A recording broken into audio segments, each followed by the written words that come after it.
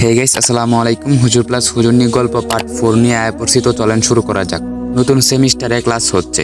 Abdullah class করছে। ঈশিতা ক্লাসের ফাঁকে ফাঁকে আব্দুল্লাহর দিকে তাকায়। আব্দুল্লাহ আরো বেশি চোখের হেফাজত করতে চলছে।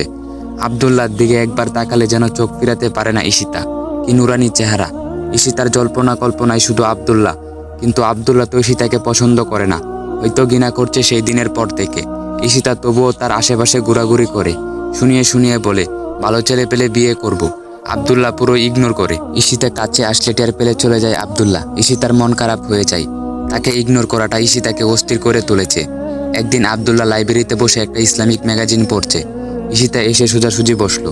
ঈশিতা বলল, আমাকে কিছু ইসলামিক বই এনে দিতে পারবে? আব্দুল্লাহ মাথা নিচু করে বলল, আমি পারবো না, আমাকে দয়া করে আর বিরক্ত করবেন না। ঈশিতার চোখে পানি চলে আসলো। ঈশিতা উঠে দাঁড়ালো, চোখের পানি মুছতে মুছতে বলল, আপনাকে ছাড়া আমি বাঁচব না, বলেই চলে গেল। আব্দুল্লাহ না শোনার বান করে পড়ায় মনোযোগ দিল। এসব আবেগ সে প্রশ্রয় দিতে চায় না। ক্লাস শুরু হয়ে গেছে। ঈশিতা আসে না, অনেক দিন হয়ে গেছে। ঈশিতা আর ক্লাসে আসে না। ক্লাসের সবাই আব্দুল্লাহকে ধরলো। ইমরান বলল, আব্দুল্লাহ ভাই, মেয়েটা তার ভুল বুঝতে পেরেছে। তোর উপর করা অপরাধের কারণে সে মানসিকভাবে খুবই অসুস্থ হয়ে পড়েছে। শুনেছি একসাথে অনেক ঘুমের ওষুধ খেয়ে ফেলেছে সেই দিন। আব্দুল্লাহ বলল, বলিস কি? এটা করা তার উচিত হয় নাই। আমার কি করার আছে বল? আমি তো তাকে কিছুই করতে বলি নাই।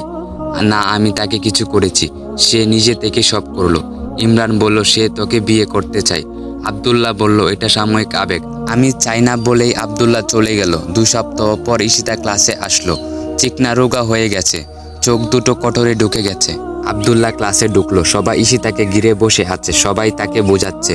আব্দুল্লাহকে দেখতে পেয়ে ঈশিতা সহ অন্য মেয়েরা মাথা নিচু করে বসে রইল। আব্দুল্লাহ ধীর পায়ে ঈশিতার সামনে এসে দাঁড়ালো। দৃষ্টি নিচের দিকে রেখেই বলল, দেখেন, আপনি এগুলো একদম ঠিক করছেন না।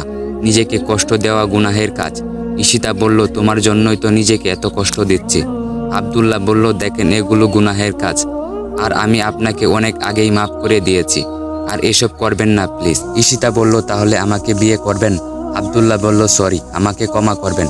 মন খারাপ করে সেখান থেকে চলে গেল ঈশিতা। গাইস, ভিডিওটা কেমন লাগছে অবশ্যই কমেন্টে জানিয়ে দিবেন, আর শীঘ্রই পার্ট 5 আসবে ইনশাআল্লাহ।